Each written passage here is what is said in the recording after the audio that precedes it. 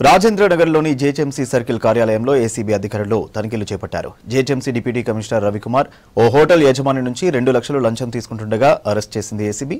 అక్రమ లావాదేవీలు, అవినీతి ఆరోపణల నేపథ్యంలో రవికుమార్ను విచారించారు. ఆఫీస్లోని పలు డాక్యుమెంట్స్ ను స్వాధీనం చేసుకున్నారు ఏసీబీ అధికారులు.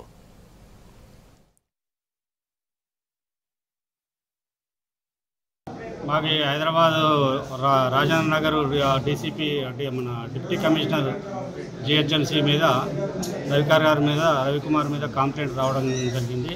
ఆ కంప్లైంట్ మీద వెరిఫై చేసి ఈరోజు అతను డబ్బులు తీసుకున్నా పట్టుకోవడం. ఎంత డబ్బులు డిమాండ్ చేశాడు? ఎంత తీసుకున్నాడు? 5 లక్షలు డిమాండ్ చేశాడు. 5 లక్షలలో ఇవాళ కంప్లైంట్కి 2 లక్షలు జమ అయినాయి.